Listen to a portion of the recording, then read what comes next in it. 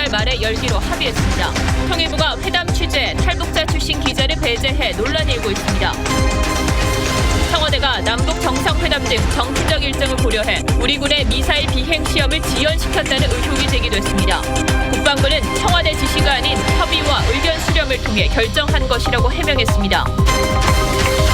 친여 성향의 협동조합 세 곳이 지난해 태양광 사업 보조금의 40%를 지원받은 것으로 드러났습니다. 문재인 정부 출범 이후 보조금 수령이 15배 급증한 곳도 있습니다.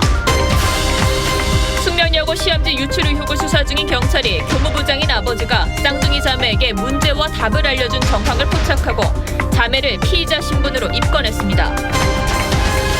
검찰이 조양호 한진그룹 회장을 270억 원대 배임, 횡령 혐의 등으로 불구속 기소했습니다. 물컵 갑질 논란을 일으킨 조현민 전 대한항공 전무는 무혐의로 결론 내렸습니다. 성매매 업소를 이용한 사람과 단속 경찰관의 휴대전화 번호 1,800만 개를 스마트폰 앱을 통해 성매매 업주들에게 판매한 일당이 입건됐습니다. 성매매 업소 이력을 알려주는 유흥 탐정과도 거래했습니다.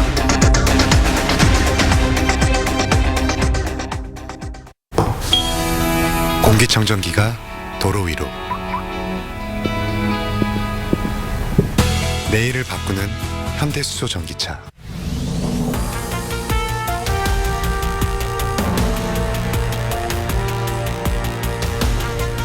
여러분 안녕하십니까? 뉴스9의 신종욱입니다. 날씨가 많이 쌀쌀해졌습니다. 건강 유의하시기 바라면서 뉴스9 시작하겠습니다. 얼마 전 폼페이오 미 국무장관이 평양을 방문했었죠. 이때 김정은 위원장에게 가지고 있는 핵무기 목록을 내놔라고 요구했는데 김 위원장이 거절했다고 외신이 보도했습니다. 풍계리 사찰이나 영변 핵시설 폐쇄를 대가로 종전선언과 경제 지원을 북한이 원하고 있는데 그것만으로는 곤란하다는 게 미국의 입장인 것 같습니다. 오늘은 이뿐만 아니라 북한 관련해서 의미 있는 뉴스들이 꽤 많이 들어와 있습니다. 먼저 권은영 기자가 보도하겠습니다. 지난 7일 방북해 김정은 위원장을 만난 폼페이오 장관. 이 자리에서 핵리스트를 일부라도 제출해달라고 북한에 요구했지만 김 위원장은 이를 거부했다고 요미우리 신문이 보도했습니다. 김 위원장은 종전선언 같은 신뢰관계가 없는 상황에선 핵리스트를 제출해도 미국은 믿지 않을 것이고 재신고를 요구할 수도 있다며 그러면 싸움이 될 것이라고 주장했다는 겁니다. 하지만 폼페이오 장관은 북한이 생화학 무기 등 모든 대량 살상 무기를 제거하고 핵탄두와 ICBM 등의 일부 폐기 조치가 먼저 이루어져야 한다고 맞섰습니다. 김 위원장은 또 대북 제재의 일부 해제를 요구한 것으로 전해졌지만 미국 입장은 단호합니다. Are you prepared to do that? No, this isn't the Obama administration. 종전선언이 먼저라는 북한과 비핵화가 우선이라는 미국의 입장이 팽팽히 맞서고 있는 상황. 다가올 비건 대북정책특별대표와 최선희 외무성 부상의 실무협의도 난항을 겪을 것이란 전망이 나옵니다. TV조선 권은영입니다. 이 정도 상황이라면 북한 비핵화가 구체적으로 진전되는 건 크게 없다고 봐야 할 겁니다. 그런데 우리 군이 북한의 탄도미사일 요격용으로 개발 중인 미사일 개발이 7개월째 중단된 상태입니다. 청와대 지시로 그런 것 아니냐고 야당 의원들이 따져 묻자 국방부는 자체 판단에 따른 것이라고 해명했는데 선뜻 납득이 되지는 않습니다. 안영영 기자가 보도합니다. 북한의 탄도미사일을 고도 40km에서 타격할 수 있는 지대공 미사일 엠셈입니다. 우리 군은 내년 엠셈 전력화에 이어 이보다 요격 고도가 높은 엘셈도 개발하고 있습니다. 모두 한국형 미사일 방어 체계의 핵심입니다. 군은 4월과 6월 엘셈 시험 발사를 할 예정이었지만 6월과 7월로 미뤘고 또다시 이달 말과 다음 달로 연기했습니다. 7개월째 미사일 개발이 지연되고 있는 겁니다. 청와대의 입김이 작용했다는 야당의 주장에 국방부는 기술적 문제 때문이라며 부인했습니다. 청와대 지시에 의해서 엘셈의 비행 시험을 연기한 것은 아닙니다. 하지만 야당은 방위사업청 국감에서 남북 정상회담 등으로 연기됐다는 방사청 답변을 공개하면서 청와대 개입 근거라고 지적했습니다. 이 부분은 청와대가 긴밀히 의논했고 또 남북 정상회담과 북미 정상회담 등으로 해서 함께 고려했다. 저는 지금 처음 봅니다만 제가 책임져야 될 문제 같습니다. 북한 비핵화 전까지 무기 증강을 차질 없이 진행하겠다는 정부의 약속이 공연불이 돼가고 있는 분위기입니다. TV조선 안영영입니다. 더불어민주당 송영길 의원이 워싱턴 주미대사관 국정감사장에서 한 발언도 논란이 커지고 있습니다. 핵개발 때문에 북한 경제가 어려워진 것이 아니라 오히려 핵개발 이후에 북한 경제가 나아지고 있다고 했다는 겁니다. 그러면서 북한은 가장 행복한 나라를 만들겠다는 가족주의적 나라라고 평가했습니다. 송 의원은 특정 매체가 악의적인 편집으로 발언의 취지를 왜곡했다고 주장하고 있어서 발언의 핵심적인 부분을 직접 들려드리겠습니다. 음질이 썩 좋지는 않습니다. 정운섭 기자입니다. 왜 중동과 북한이 다른가? 중동은 아르가신한테 가려고 한 사람 아닙니까? 이 중동의 일부 극단주의자들은 자살 폭탄 테러를 하는 거 아니에요.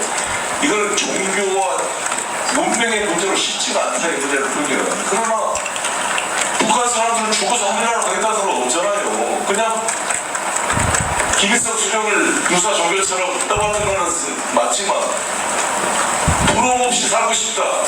가장 행복한 나라를 만들겠다는 현실적인 유교 사회주의적인 그런 어떻게 가족주의적인 나라라 생각합니다. 핵개발과 관련한 북한의 경제 문제도 꺼냈습니다. 뭘 지원하면 그걸 가지고 북이 가난한 나라가 백성을 문지르면서 미사일 발사하고 핵개발했다고 보수 세력들이 항상 비판하는데 제가 이번에 가보니까요. 여명거리나 신과학자들은 사진을 찍으면 홍콩, 싱가포르와 구별이 안 될 정도 외계산 엄청난 고층 빌딩이 올라가 있습니다. 사진 보셨습니까? 깜짝 놀랐어요. 저도 이거 2015년, 16년도에 그 와중에 했다는 거예요. 어떻게 가능했냐? 미국 학자들의 분석입니다. 재래식 부장으로 도저히 한미연합훈련을 상응할 만한 전력을 유지할 수가 없어요. 항공유도 다 전대제재로 공급도 받지 못해서 공급력도 유지도 안 됩니다.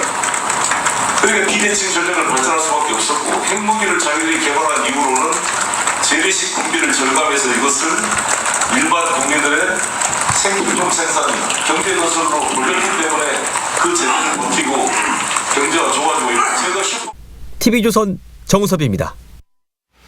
예, 여러분 어떻게 평가하십니까? 이런 가운데 남과 북은 평양 정상회담 이후 처음으로 고위급 회담을 열고 구체적인 이행 방안을 논의했습니다. 철도와 도로 연결 시간표도 내놨는데 지난 8월 유엔사가 제동을 걸었던 경의선 철도 공동조사도 이달 말 다시 추진하기로 했습니다. 정수양 기자가 보도합니다. 남북은 이르면 다음 달 동해선과 서해선의 철도와 도로를 각각 연결하는 사업에 착공식을 진행하기로 했습니다. 북과 남은 동서해선 철도 및 도로 연결과 현대화를 위한 착공식을 11월 말 내지 12월 초에 진행하기로 하였으며 이에 앞서 경의선과 동해선의 철도 현지 공동조사는 이달 말부터 재개하기로 했습니다. 지난 8월 유엔사가 우리 열차의 군사분계선 통행 계획을 승인하지 않아 경의선 철도 공동조사가 무산된 지 약 2개월 만에 다시 추진하는 겁니다. 그런 문제들은 저희가 긴밀하게 협의를 해오고 있습니다.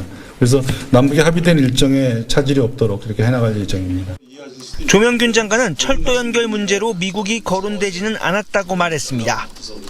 하지만 대북 제재 물품 반입 문제가 걸려 있는 만큼 공사 시작까지는 시간이 걸릴 것으로 보입니다.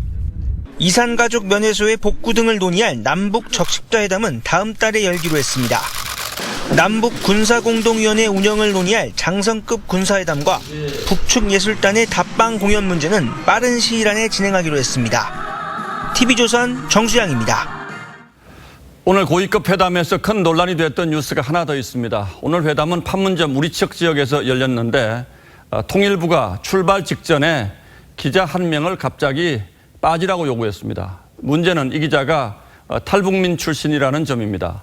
통일부 기자단은 자유를 찾아 대한민국 국민이 된 탈북민 기자가 정작 우리 정부에 의해 자유를 제한당했다고 강하게 비판했습니다. 김동현 기자의 보도를 보시고 이어서 취재단에서 배제된 김명성 기자의 설명을 직접 듣도록 하겠습니다.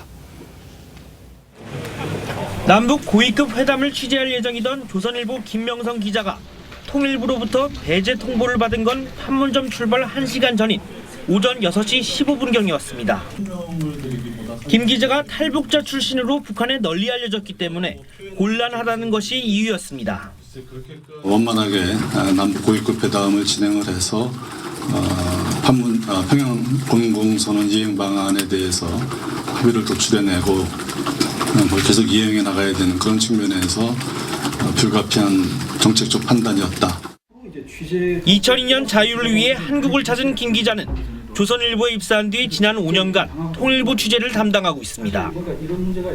지난 2월 김정은 위원장의 여동생 김여정 제1부부장 방남 당시에도 대표단을 근접 취재했습니다. 그런데 김 기자의 취재단 배제 과정에 북한의 이의 제기는 없었습니다. 통일부가 스스로 판단한 겁니다. 북한의 심기 보전을 위해서 정부가 직접 나서서 국민의 인권과 직업의 활동을 제약하는 위헌적인 행태까지 서슴지 않고 있습니다.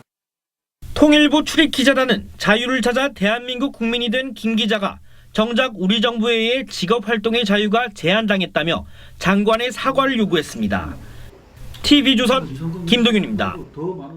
예, 보신 것처럼 오늘 판문점 취재가 예정돼 있다가 갑자기 배제된 조선일보 김명성 기자가 지금 스튜디오에 나와 있습니다. 자, 어서 오십시오. 네, 안녕하십니까. 자, 오늘 아침에 갑자기 통보를 받았습니까? 뭐 이전에 어떤 언지를 받은 건 전혀 없었고요. 네, 오늘 오전 한 6시 15분경에 이제 통일부 오늘 새벽에요. 네, 예. 그렇습니다. 이제 원래 7시 20분이 이제 출발 시간이거든요. 예. 그래서 제가 이제 그 출발을 위해서 이제 오는 노성에서 이제 그 전화를 받았습니다. 예. 예, 통보를 받았고 7시 15분에 이제 해당 본부에서 장관님을 잠깐 뵙고 이제 예. 설명을 들었습니다. 예. 네, 그리고 이제 어제 오후 1시 44분경에 통일부 사무관이 이제 전화가 왔습니다. 이제 대변인실에 근무하시는 분인데요. 예. 그러니까 이분이 오늘 그 고위급 회담에 이제 올라가시는 분이니까 예. 저한테 만약에 올라가게 되면 네, 북측에서 김명성 기자를 알아볼 수 있으니까 예. 혹시 그런 또 이제 우려가 있기 때문에 예. 그 자신의 옆에 붙어 있으면 뭐 별 문제 없을 것입니다. 그래서 어제는 이제 올라가는 걸로 이제 제가 알고 있었습니다. 예. 네. 그러니까 어제 오후에 통보받은 건 가지 말아라가 아니라 네. 가더라도 네. 그쪽에서 알아볼 수가 있으니까 좀 내 옆에서 조심스럽게 행동해달라 이런 맞습니다. 당부의 얘기를 들은 거고요. 그렇습니다. 자, 그런데 오늘 여권에서는 회사에 어제 이미 통보를 해서 다 합의가 된 사안이니까 문제 없다 이제 이런 얘기도 하는데 이건 사실이 아닙니까 그럼? 네, 합의된 사항은 아니고요. 예. 어제 그 간사단을 통해 가지고 통일부에서 그 연락을 했습니다. 그래서 예. 저희 통일부에 출입하는 그 선배한테 그 통일부 간사가 연락이 왔습니다. 예. 통일부에서 이런 우려 때문에 조선일보가 이제 기자를 좀 바꿔주면 안 되겠느냐 이런 예. 요청이 들어왔다고 이제 합니다. 그래서 그 회사 선배가 2월 달에 이제 김명성 기자가 그 북한의 최고위급이 이제 방한했을 때 풀단으로 이제 가서 취재를 한 경험도 있고 또 오늘 그 회담이 열리는 지역이 우리 측 지역이기 때문에 별 문제가 없을 것이라고 이제 판단을 하고 그냥 기자를 바꾸지 않기로 하고 간사단이 그렇게 통보를 했습니다. 간사에게. 네. 그래서 어제 이제 저녁까지는 제가 가는 걸로 이제 알고 네, 그렇게 정리가 됐습니다. 예.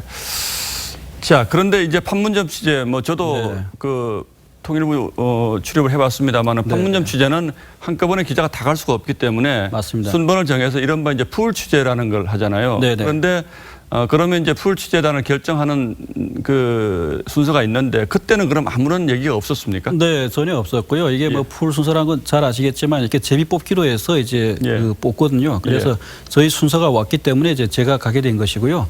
그때 이제 확정이 됐을 때까지만 해도 이제 어떤 얘기도 없었습니다. 네. 자, 그리고 통일부에서 이제 빠지라고 얘기한 근거가 북한 사람들이 알아볼 수도 있다 이런 얘기인데 여기는 어떻게 생각하세요? 일단 통일부에서 이제 주장하는 대로 이제 제가 이제 활동을 많이 하기 때문에 북측에서 알아볼 수 있다. 이렇게 되면 회담에 영향을 줄 수 있다. 이렇게 해서 오늘 회담에서 배제한 이유를 댔습니다. 하지만 저는 이제 그 탈북민이기 전에 대한민국 국민이고 또 이제 조선일보 기자입니다. 그리고 2013년부터 5년간 현재 통일부 기자단에 등록돼서 활동하고 있는 기자입니다. 네.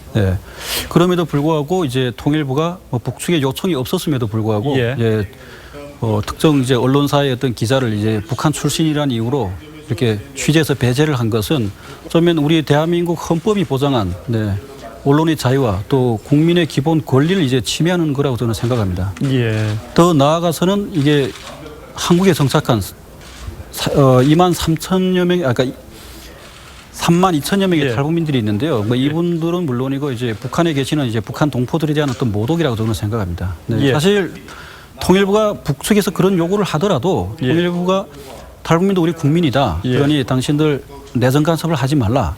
사실 이런 얘기를 저는 해야 된다고 생각합니다. 더구나 북한이 그런 요구를 한 적이 전혀 없다는 거죠. 없는데 저희 통일부가 이제 알아서 이제 그렇게. 자, 통일부에서는 이제 탈북민 출신의 기자가 북한 사람들을 근접 취재하는 게 부담스럽다 이제 이런 논리를 내세우는 것 같은데.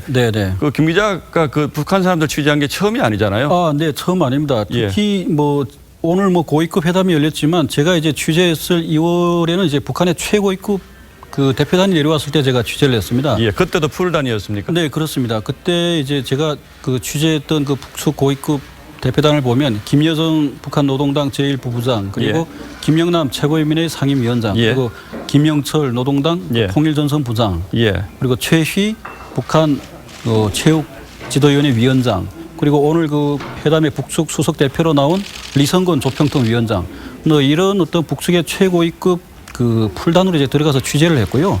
당시 취재를 했던 장소가 오늘 회담을 했던 판문점보다 더 이제 협소한 장소였습니다. 그리고 제가 이제 들어가서 취재를 했어도 별 문제 없이 잘 마무리가 되고 있습니다. 그런데 요즘 이제 우리 김 기자 말고 탈북민들이 상당히 위축되어 있다 이런 얘기 많이 들리거든요. 실제로 주변에서 그런 조짐을 많이 보십니까? 어떻습니까? 네, 이제 탈북민들 이제 만나보면요. 이제 특히 이제 북한 인권 운동을 하는 이제 탈북민들이 이제 요즘 이제 우리 사회 분위기가 이제 북한 인권 운동에 대한 어떤 금기시하는 그런 분위기 또 예산 문제 이런 문제 때문에 좀 이제 많은 어려움을 겪고 있습니다. 활동들이 위축돼 있고요. 잘 알겠습니다. 김 기자 기사 쓰시는 데는 전혀 위축될 필요가 없었으면 좋겠습니다. 감사합니다. 오늘 말씀 고맙습니다. 감사합니다. 다음 뉴스입니다. 공정거래위원회가 내부 개혁을 한다며 모든 회의록을 작성해서 보관하고 필요하면 녹음까지 해놓겠다는 안을 마련했다가 폐기를 시도했다는 내부 폭로가 나왔습니다. 이 정언을 내놓은 공정위 간부는 자신이 김상조 위원장으로부터 직무정지를 당했고 국정감사에 나가는 것도 방해를 받았다고 주장했습니다. 야당은 김상조 위원장의 개혁이 쇼로 드러났다고 비판했습니다. 박재훈 기자가 취재했습니다. 공정거래위원회 내부 문서입니다. 회의 명칭과 일시, 장소와 내용 등을 회의록에 구체적으로 적고 필요시 녹음까지 남겨야 한다는 개선안이 적혀 있습니다. 하지만 이 절차를 담당한 공정위 간부는 정작 개선안을 시행하려 하자 이 지침을 폐지하려는 내부 시도가 있었다고 증언했습니다. 제가 판단하기로 이건 판단을 말씀드리겠습니다. 폐지 시도가 있다고 저는 판단합니다. 지침이 없던 것으로 하라는 압박을 거부하자 전결권을 박탈하겠다는 통보가 이어졌고 곧이어 지난 10일 김상조 위원장이 전면적 직무정지 조치를 했다고 증언했습니다. 직무정지였기 때문에 모든 걸 할 수 없다. 또 출장도 가야 되고 하는데 그러면 출장도 못 간다. 바른미래당 지상욱 의원은 공정위 개혁을 막는 세력이 존재한다는 뜻이라며 공정위 개혁 약속은 쇼였다고 비판했습니다. 김상조 위원장의 대국민 약속은 사기극이었고 내부 개혁 쇼였던 것입니다. 김상조 위원장은 판단의 문제라고 생각한다면서도 내부 논란 사실은 인정했습니다. 그런 부분에 관해서 원만하게 조정이 되지 못한 부분들이 현실적으로 존재했다는 말씀을 드리겠습니다. 직무정지 조치는 내부 직원들로부터 갑질 신고가 있었기 때문에 내렸다고 김 위원장은 해명했습니다. TV조선 박지훈입니다. 미니 태양광 사업에 들어가는 서울시 보조금이 친여 성향의 협동조합에 집중적으로 지원됐다는 뉴스를 지난주 전해드린 바가 있는데 이게 서울시만 그런 게 아니었습니다. 정부에서 지원하는 보조금의 40%가량을 이 세 곳의 친여 성향 업체가 타간 것으로 확인됐습니다. 해당 업체는 정당한 시장 경쟁을 통해 따낸 보조금이라고 주장하고 있습니다만 결과만 두고 본다면 태양광 화이트리스트는 아닌지 의심이 간다는 게 야당의 주장입니다. 윤태윤 기자가 취재했습니다. 한국에너지공단이 공개한 전국 미니 태양광 사업 현황입니다. 작년 전국 48개 업체에 지원한 정부 보조금은 36억 6천만 원입니다. 이 가운데 녹색드림 협동조합과 해드림 협동조합 등 3곳에 15억 7천만 원이 몰렸습니다. 이 3곳은 서울시 보조금 27억 원까지 더해 43억 원을 받았습니다. 전체 107억 원 중 40%에 달합니다. 녹색드림과 해드림은 문재인 정부 출범 후 보조금이 전년 대비 각각 15배와 4.5배 급증했습니다. 시장 경쟁에서 6개 업체가 경쟁하는 속에 상위 업체가 60%를 해먹은 게 자연스러운 건지 아니면 6개 업체니까 6분의 1씩 18%씩 해먹는 게 자연스러운 건지. 녹색드림 허인회 이사장은 열린우리당 청년위원장을 지냈고 서울시민 햇빛발전 박승옥 전 이사장과 해드림 박승록 이사장은 각각 민주화운동 기념사업회와 한겨레 둘의 공제조합에서 활동했습니다. 이런 보조금들이 친여 성향의 민간단체 또 협동조합들에게 집중적으로 지원이 된다면 이것은 특혜 사업이라고 할 수밖에 없습니다. 산업통상자원부는 미니 태양광 설치는 국민이 직접 보급업체와 계약하고 보조금을 신청한다며 특정 협동조합에 물량이나 보조금을 몰아줄 수 있는 구조가 아니라고 해명했습니다. TV조선 윤태윤입니다. 얼마 전 자유한국당 심재철 의원이 청와대 직원들이 업무 추진비를 부당하게 사용했다고 주장하자 청와대가 조목조목 반박했던 적이 있었죠. 그런데 심 의원 측이 오늘 청와대의 이 해명이 명백한 거짓이라며 새로운 사례들을 내놨습니다. 먼저 심재철 의원의 발언부터 들어보시겠습니다. 심야의 술집에서 쓴 것이 시간이 늦어서 밥을 먹느라고 그랬다라고 청와대가 해명을 했는데 그것이 거짓말을 하는 게 확인이 됐습니다. 자, 강동훈 기자. 거짓말을 했다고 하는데 구체적으로 어떤 사례들이 거짓말을 했다는 겁니까? 그러니까 지난해 12월 3일에 사용한 업무 추진비 내역인데요. 일요일 밤 9시 47분에 이 맥주 10만 9천 원을 결제했다고 이렇게 지적을 했었는데 당시 청와대는 중국 순방을 위한 협의가 늦어져서 저녁 식사를 못한 관계자 6명이 식사를 했다 이렇게 해명을 했습니다. 그런데 이 심의원의 주장은 약 2시간 전에 같은 카드로 이 곱창집에서 식사비를 결제한 것으로 나왔다는 겁니다. 즉 식사를 못했다는 것은 이제 거짓 해명이고 이 술집에서 2차를 했다는 것인 거죠. 이 주막이나 이자카야 그리고 와인바 이렇게 술집에서 사용한 내역 상당수가 실제 내용을 보면 식당에서 식사를 한 뒤에 뒤풀이 겸 술집을 이용한 것으로 드러났다는 것이 심 의원의 주장입니다. 청와대는 이에 대해서 일일이 대응하지 않겠다는 입장이고요. 그런데 보통 우리가 식사하고 2차로 뭐 가볍게 맥주 한 잔 정도는 많이 하잖아요. 그런데 이때는 청와대 업무 추진비 카드를 쓰면 안 되는 겁니까? 그러니까 말 그대로 업무 추진비는요, 이 업무를 처리하는, 그 공무를 처리하는 데 드는 비용이죠. 이 첫째로 공휴일은 물론 이 밤 11시를 넘어서는 시간대에는 사용해서는 안 되고요. 이 관할지를 넘어서 사용해서도 안 됩니다. 둘째로 이 사용 시간과 상관없이 업무 이외에 이 유흥이나 위생 그리고 레저, 사행 그리고 기타 업종 이런 곳에는 사용이 금지되어 있습니다. 자, 이것을 근거로 심의원은 청와대가 제한 업종에서 업무 추진비를 사용한 것은 규정 위반이다 이렇게 주장을 하고 있는 겁니다. 그런데 실제로 청와대 직원들이 사용한 곳이 이 제한 업종에 포함되는 곳이긴 합니까? 그렇습니다. 그런데 일단 일요일에 결제한 것은 규정 위반이죠. 그렇죠. 하지만 청와대 직원들이 갔다는 술집 등은 이 앞서서 소개한 이 룸살롱 그리고 단란주점 같은 이 기재부가 규정한 의무적인 제한 업종에 속하지 않고요. 이 시간도 밤 11시 이전에 결제가 됐습니다. 또 주말이든 이 술집이든 이 업무 관계자들과 업무 용도로 사용한 것이라면 이 횡령이나 이 사적 유용 혐의도 적용하기가 힘듭니다. 이 때문에 누구와 어떤 목적으로 업무 추진비를 사용한 것인지 확인해 볼 필요가 있습니다.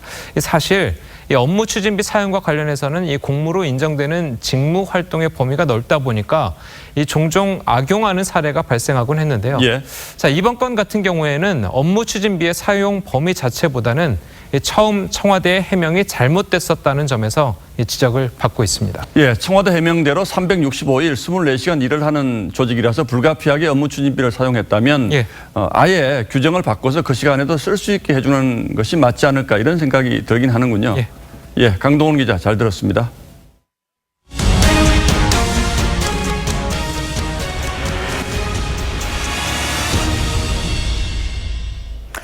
검찰이 조양호 한진그룹 회장을 배임 횡령 등의 혐의로 불구속 기소했습니다.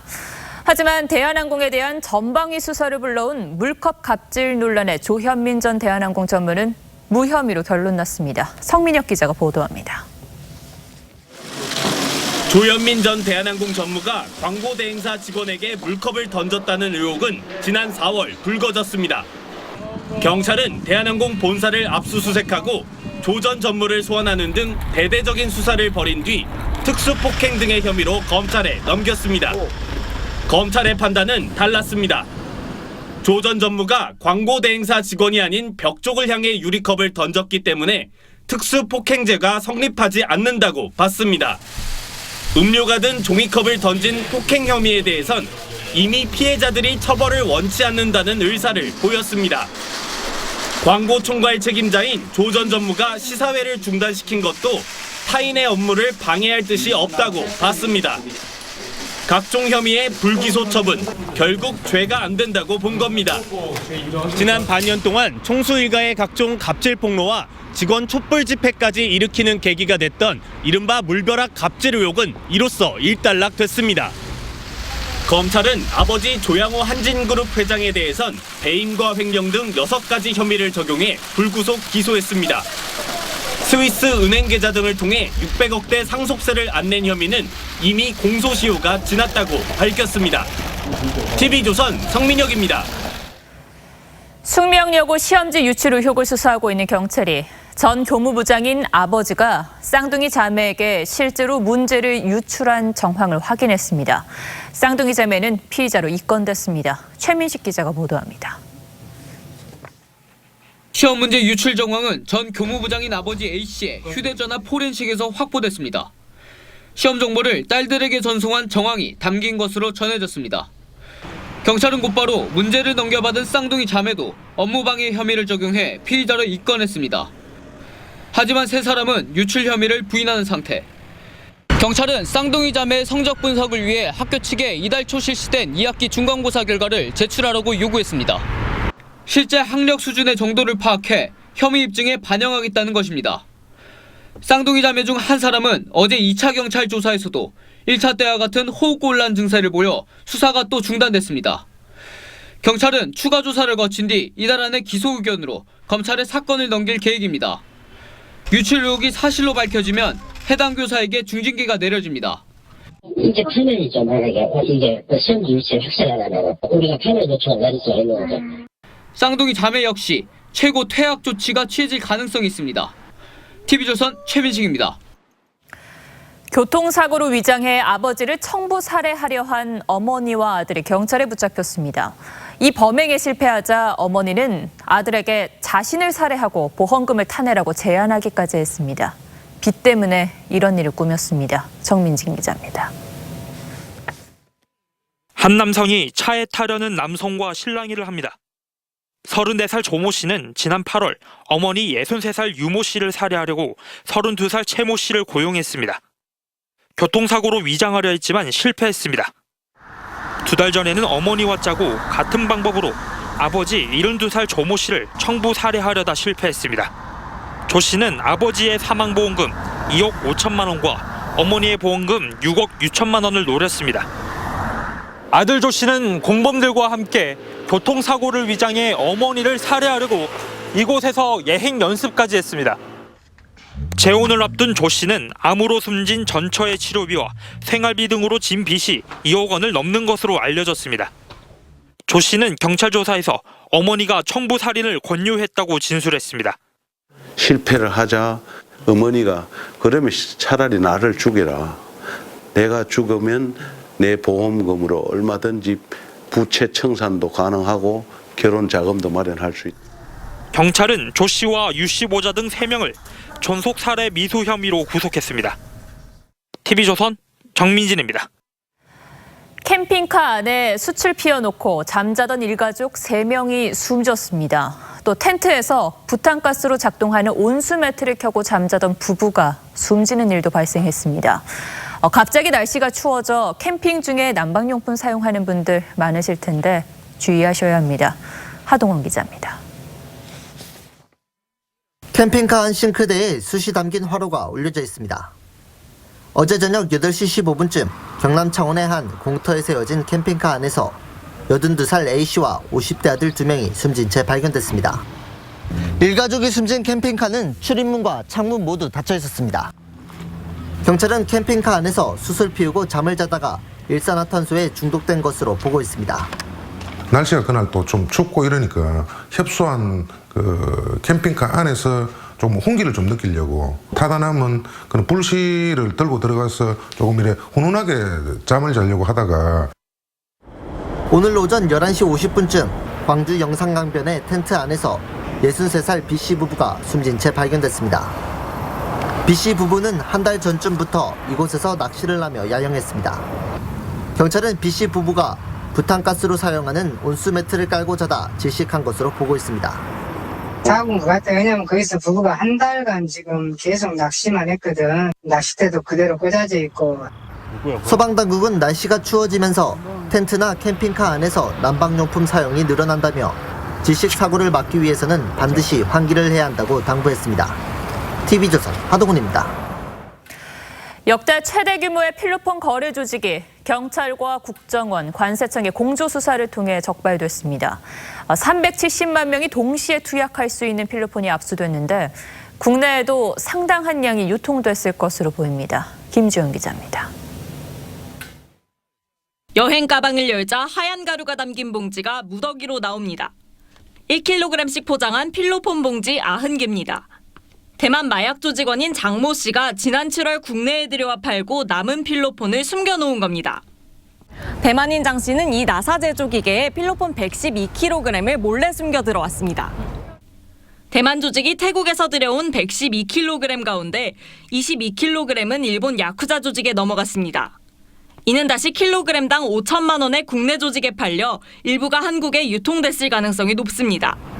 압수된 90kg까지 합하면 370만 명이 동시에 투약할 수 있는 막대한 양이고 3,700억 원에 이르는 액수입니다. 한국, 일본, 대만 3개국 마약 조직은 점조직 형태로 행동하며 상대 조직과 거래할 때는 특정 지폐 일련 번호를 일종의 접촉암호로 사용했습니다. 국정원과 경찰, 관세청이 수사를 함께했습니다. 현재 도주 중인 국내 마약 조직의 총책 등 이명을 추적해서 검거를 하고요. 대만 마약 조직과 일본 마약 조직 총책 등 4명에 대해서 이제 해당국 경찰과 공조 수사 중에 있습니다. 경찰은 대만, 일본, 한국 운반책 등 6명을 구속하고 국내로 유입된 필로폰 22kg의 행방을 추적하고 있습니다. TV조선 김주영입니다. 성매매 업소를 이용한 고객과 단속 경찰관들의 전화번호를 스마트폰 앱을 통해 팔아온 일당이 경찰에 적발됐습니다. 번호가 무려 1,800만 개에 달합니다. 남성의 유흥업소 출입 기록을 알려준다는 이른바 유흥 탐정들도 이들과 거래한 것이었습니다. 백연상 기자입니다. 스마트폰 메신저로 유흥 탐정에게 말을 걸어봤습니다. 1분 만에 돌아온 답장. 유흥 탐정은 휴대폰 번호만 알려주면 5년 동안 성매매 업소를 찾은 이력을 알려주겠다고 합니다. 수수료를 입금하고 조회할 전화번호를 알려줬습니다. 2분 만에 유흥업소 출입 기록이 없다는 답장이 돌아왔습니다.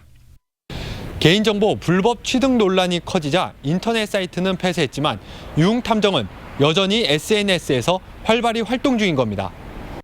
이 유흥탐정들에게 남성들의 개인정보를 제공한 일당이 경찰에 붙잡혔습니다. 서울지방경찰청은 성매매 매수자와 단속경찰들의 휴대전화 번호를 성매매 업주들에게 판매한 혐의로 35살 남성 A씨 등 6명을 적발했습니다. 이들이 지난해 12월부터 이달 초까지 수집한 전화번호는 중복된 수까지 합해 1,800만 개. 이를 어플로 만들어 업소당 월 15만 원씩 받고 7억 원을 챙겼습니다.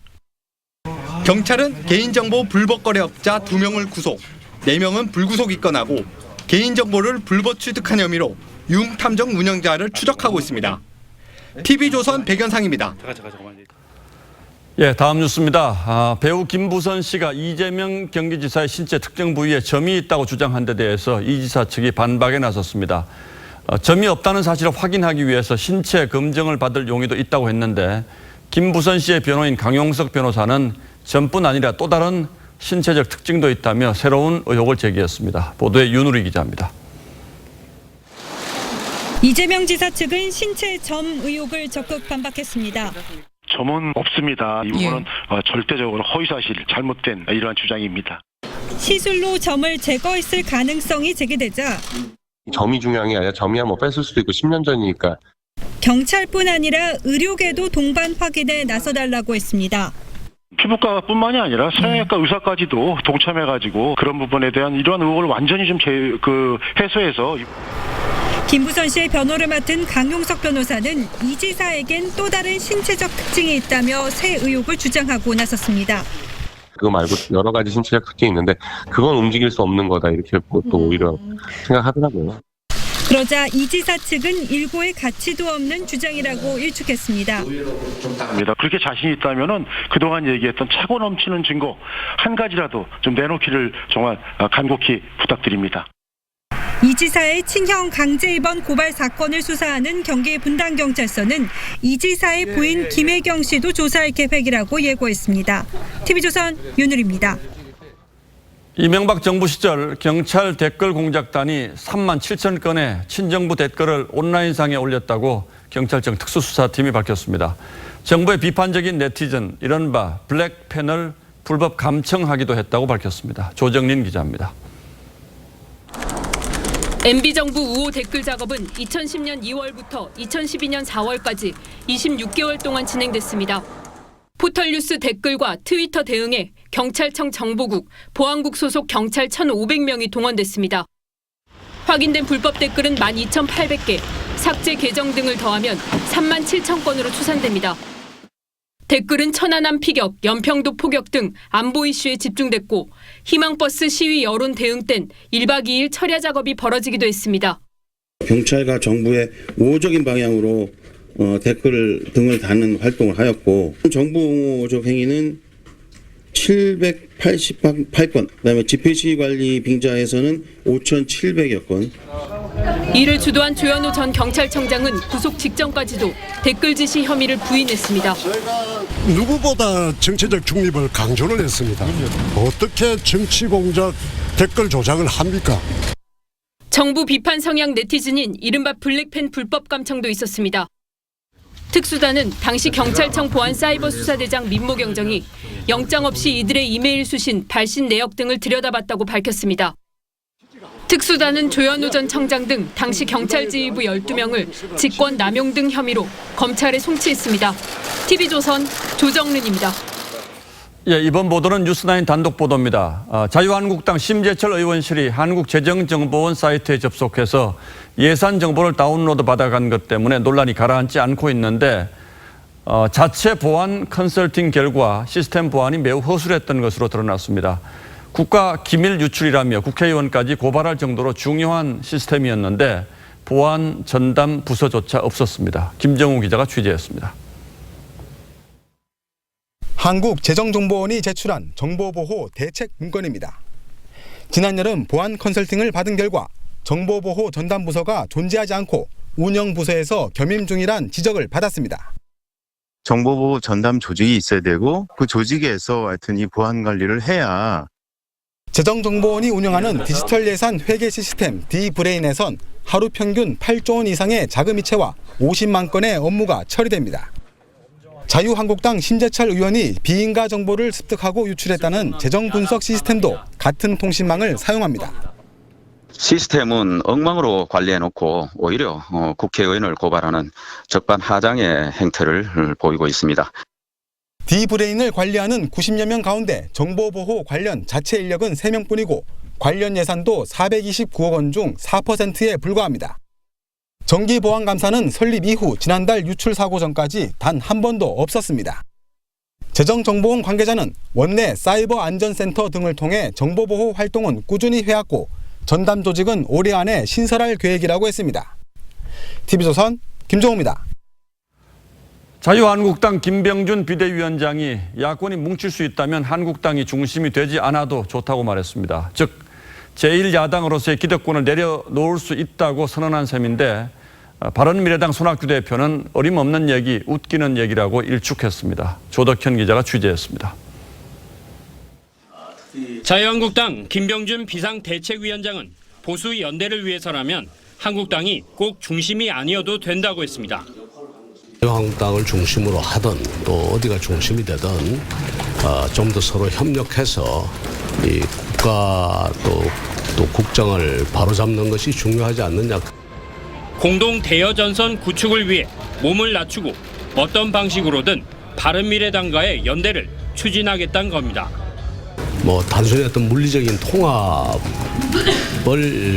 이야기할 수도 있지만 그것 이외에 여러 가지 협력 방안을 또 이야기할 수 있는 거죠. 한국당 김용태 조직강화특별위원회 위원장은 당명 변경과 지도체제 변경 가능성까지 거론했습니다. 하지만 바른미래당 손학규 대표는 어림없는 이야기라고 일축했습니다. 막말로 웃기는 얘기예요. 지금 보수 통합이라고 하는 것은 수구 통합을 얘기하는데 웃기는 이야기입니다. 손 대표는 또 바른미래당이 중심에 설 것이라며 한국당 스스로의 쇄신부터 보여주라고 했습니다. 내부를 향해서는 갈 사람은 가라며 자신감을 보였습니다. 우리가 중심 잡습니다. 그 갈 사람들은 이제 수구 보수로 가라 얘기예요. TV조선 조덕현입니다. 미국을 거쳐 유럽 순회 공연 중인 방탄소년단이 문재인 대통령의 파리 방문에 맞춰 미니 공연을 했습니다. 현지인들의 반응이 폭발적이었고 문 대통령은 방탄소년단에게 고맙다며 셀카를 함께 찍기도 했습니다. 파리에서 신정훈 기자가 보도합니다.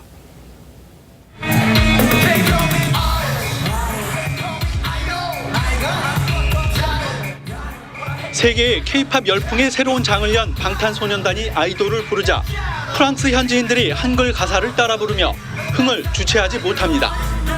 문재인 대통령 파리 방문에 맞춰 열린 한불 우호 콘서트 현장입니다.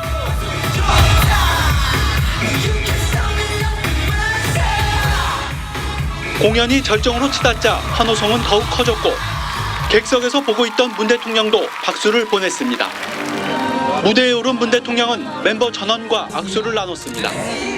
맨 앞에 있던 비와 발을 다쳐 공연 때 의자에 앉아 노래만 불렀던 정국은 특별히 꼭 안아줬습니다.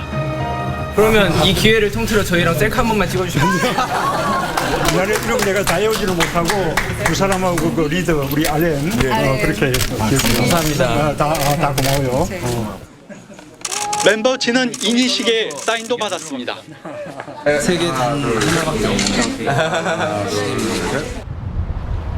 문 대통령은 잠시 뒤 마크롱 프랑스 대통령과 정상회담을 합니다. 유엔 안보리 상임이사국인 프랑스에 대북 제재 완화 협력을 요청할 가능성도 있습니다. 파리에서 TV조선 신정훈입니다. 자, 그런가 하면 파리 시내 우리 대기업이 만든 수소 전기차가 등장했습니다. 여기엔 문재인 대통령 내외가 타고 있었는데 문 대통령 부부가 프랑스까지 가서 수소차를 탄 이후에 오늘의 포커스를 맞췄습니다. 에펠탑이 보이는 프랑스 파리. 문재인 대통령이 탄 수소 전기 차량이 충전소 안으로 들어옵니다.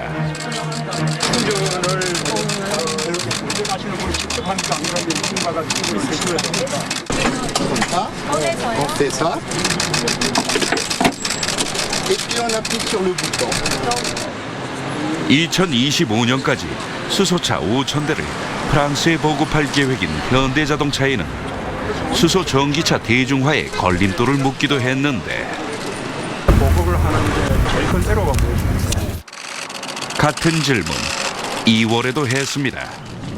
당시에도 수소 전기차를 시승했던 상황이었습니다. 그럼 왜 그게 빨리 상용화가 안 되는 겁니까? 그때도 이번에도 대답은 같습니다. 그래서 충전소 문제가 이제 보편화가 되면은 또 충전소가 빨리 구축이 돼야 하는데 몰라서 물었던 건 아니라는 얘기입니다. 수소 전기차는 2013년 우리가 세계 최초로 생산을 시작했습니다. 하지만 출발이 늦었던 일본은 아베 총리가 직접 수소 전기차를 모으는 퍼포먼스까지 하며 수소차 육성에 적극 나섰습니다. いよいよ水素時代の幕開けだと思います。 산업 주도권이 일본으로 넘어갈 수 있다는 우려까지 나오는 상황에서 힘을 실어준 것이라는 분석입니다. 정부가 충전소만 많이 만들어 주면 그것을 다 공부할 수 있는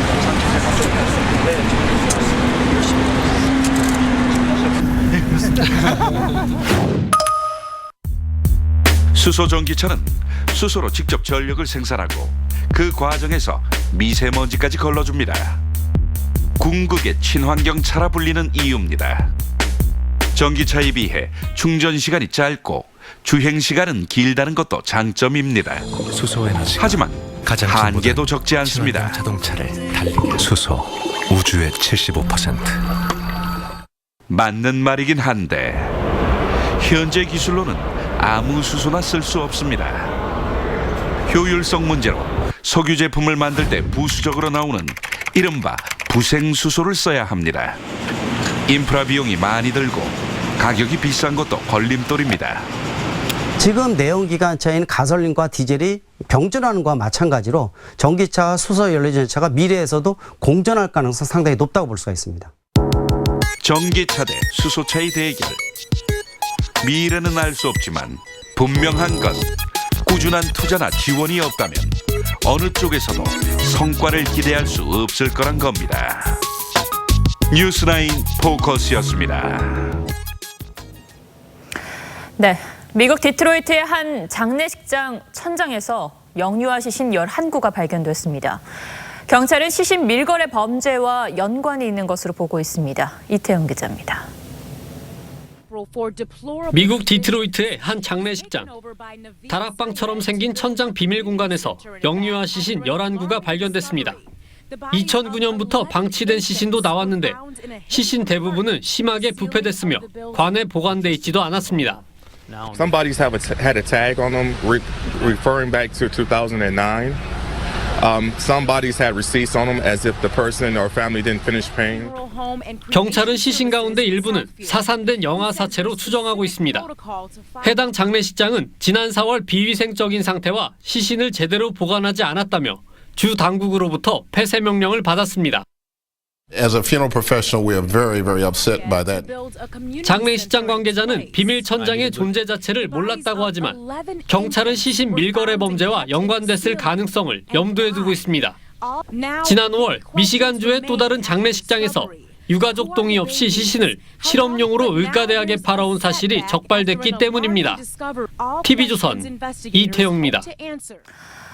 불청객인 미세먼지가 다시 찾아왔습니다. 오늘 올가을 들어 처음으로 곳곳에서 미세먼지 농도가 나쁨 수준을 보였습니다. 초고층 빌딩에서 내려다본 서울은 이렇게 온통 뿌옇게 흐려져서 어디인지 분간이 잘 되지 않을 정도였습니다. 그래서 IoT라고 하죠. 사물 인터넷과 빅데이터를 결합시켜 미세먼지 상황을 실시간으로 알려주는 기술이 생활 속에 들어오고 있습니다. 정준현 기자가 보도합니다. 골목 곳곳을 누비는 배달용 전동 카트. 손잡이 쪽에 하얀 센서가 달려 있습니다. 센서가 달린 카트를 타고 달리면 자동으로 미세먼지 농도를 측정해 스마트폰 앱으로 보여줍니다.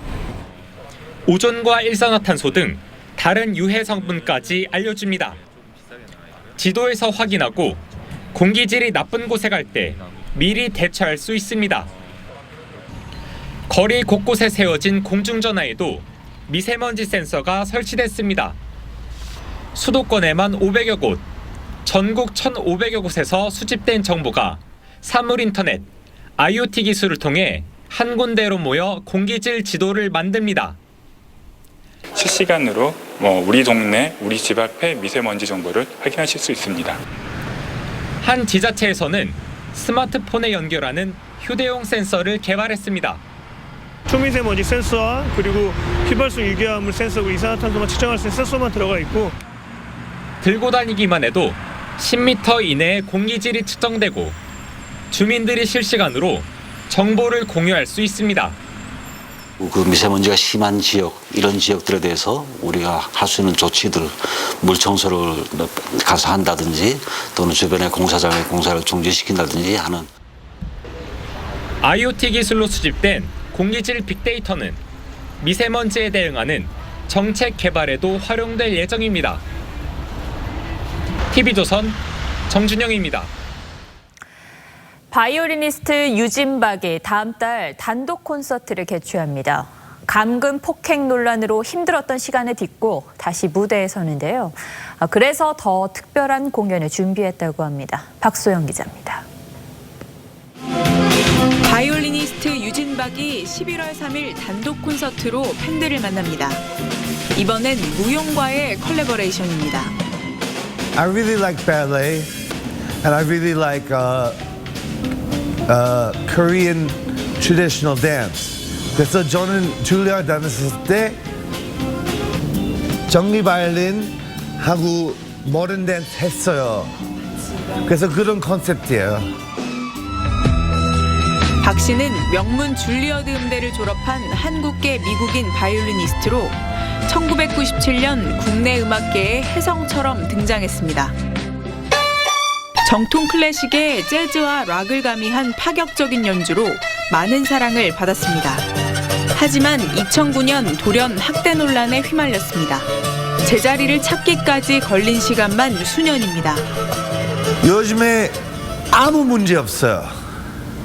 하나도 안 힘들어요. 그런 기분이 많이 풀렸고 힘들었던 그를 일으킨 건 음악과 변함없이 지지해준 팬들입니다. I just have a lot of fans who go 유진박, 유진박, 유진박 and it makes me very happy. 무대에 설 때 가장 행복하다는 유진박. 그의 꿈은 관객과 눈을 맞추며 오래 연주하는 것입니다. TV조선 박소영입니다. 컨디션 난조로 아시안게임 참가를 고사한 마린보이 박태환이 전국체전에서도 부진한 성적표를 받아들었습니다. 반면에 아시안게임에 참가했던 한국 수영의 샛별 이호주는 또 한 번 성장한 모습을 보였습니다. 신유만 기자입니다. 출발 신호와 함께 물속으로 뛰어든 박태환. 2위와 1.5초 차이로 가장 먼저 터치패드를 찍었습니다. 기록은 1분 48초 71. 1위를 하긴 했지만 자신의 최고 기록 1분 44초 80에는 턱없이 못 미치는 아쉬운 성적입니다. 지난 4월 국가대표 선발전 기록에도 못 미칩니다. 기록적인 거에 있어서는 되게 아쉬운 부분이 많지만 오늘 같은 경우는 좀 저 나름대로의 긴장도 많이 한 것 같아요. 반면 자카르타 아시안게임에서 1분 48초 10의 기록으로 7위에 올랐던 이호주는 이번에도 선전했습니다. 이호주는 1분 48초 86의 기록으로 고등부 금메달을 목에 걸었습니다. 박태환과는 0.15초 차이, 남자 일반부와 비교해도 2위에 해당하는 기록입니다. 이호주는 제2의 박태환이라는 별명이 마음에 든다며 더 노력하겠다고 말했습니다. 그렇게 불러주시는 만큼 기대에 부응하기 위해 더 열심히 해야겠다. 약점인 턴과 돌핀킥을 보완해 기록을 단축시킨다는 계획입니다. 박태환이 예전에 압도적인 기량을 찾지 못하는 동안 샛별 이호준이 한국 수영의 대들보로 빠르게 성장하고 있습니다. 전주에서 TV조선 신유만입니다.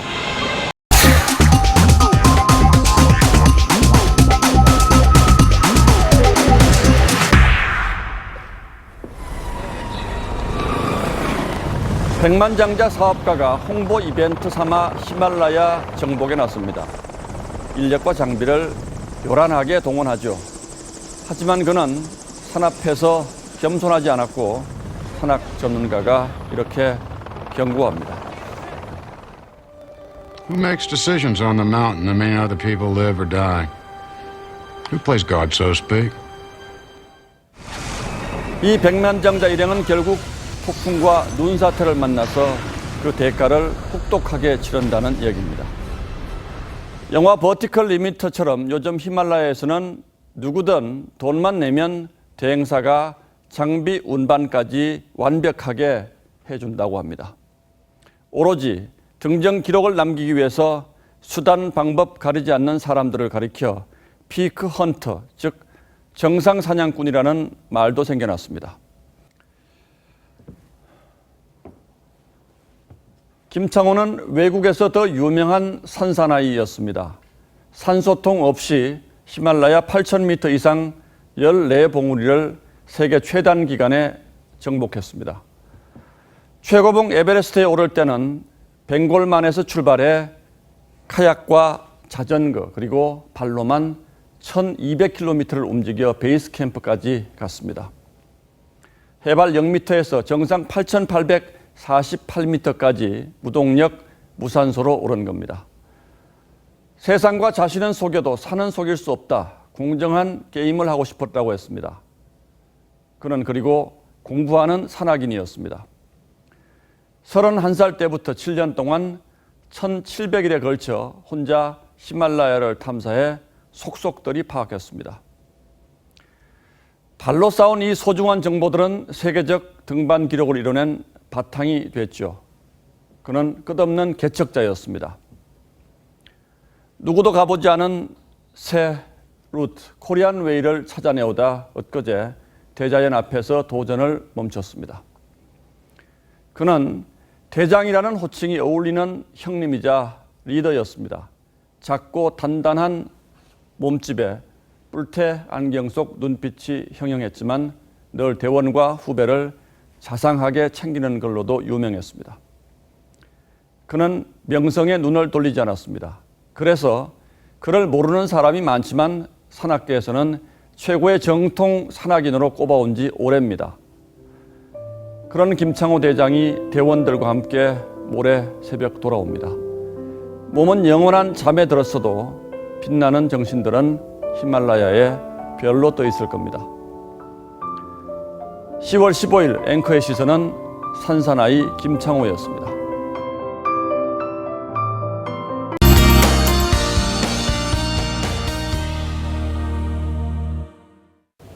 추위가 잠시 주춤하더니 미세먼지가 말썽입니다. 오늘 밤까지 수도권과 영서, 충청과 전북, 경북과 광주는 미세먼지 농도 나쁨 상태가 예상됩니다.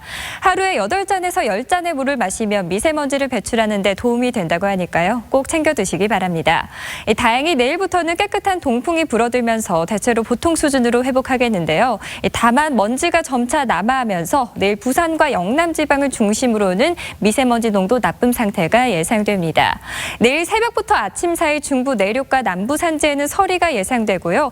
강원 산지에는 얼음이 올 수도 있어서 농작물 피해 없도록 주의하시기 바랍니다.